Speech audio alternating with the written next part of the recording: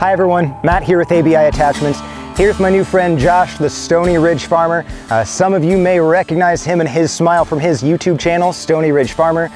Josh has been on this beautiful property in the foothills of the Blue Ridge Mountains, right in here in North Carolina, for about 4 years now. And Josh is taking an old tobacco plantation that was run over by brush and the soil was terrible, soaked dry by the tobacco, and he is turning it into this beautiful ranch that someday soon will have a cow-calf operation on it. Today was the first time you'd ever used or even seen an ABI Classic spreader. What's your first impressions? What do you think after using this today? It's tough. It's tough. If I ever... If you wanted to make it a boat, it would never sink. If you just welded a plate right here, you could probably put it on the ocean and it would just float forever because it's just tough. I mean, it's the toughest piece of equipment on the farm. I mean, honestly, if I took a sledgehammer and banged into the side of this thing, you wouldn't be able to tell. I mean, it's a 100-year machine is what it is, or more. I think my manure spreader down there is probably 80 years old, 60 or 80 years old. This is probably a 120-year machine, so impressive. So talk us through that process then, because like you said, most of this property was just bare rock, soaked up by that tobacco farming, a lot of just brush, gnarly woods covering everything. So once you clear that brush away, what are your steps to get to a point where you've got pasture ground that can sustain a cow-calf operation? Well, we're still working on that. It's a work in progress. It's not gonna happen just like that. You can't just plant pastures and 1 year later put your cows out on it, because you're not gonna have pasture for very long and you're not gonna have very healthy cows.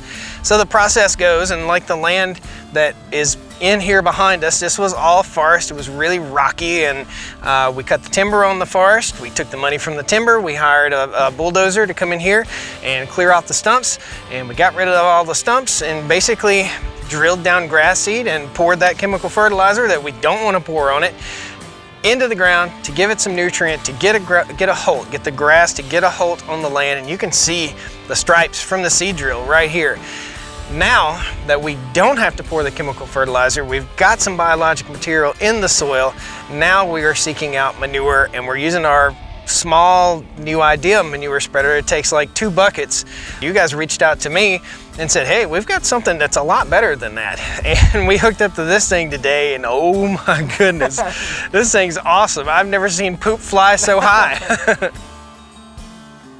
With your 200-acre operation here, with you still in the process of clearing more land, creating more pasture, you definitely needed this 185 size. And we talked how we've got sizes all the way down to a 25 cubic model that can be pulled behind a lawnmower that's ground drive, as opposed to your big PTO model here. Yep. So a lot of people watching, a lot of people that we're connected to at ABI, they don't have 200 acres. Right. They've got 5, they've got 10. So talk to us a little bit about why does manure matter on those smaller operations?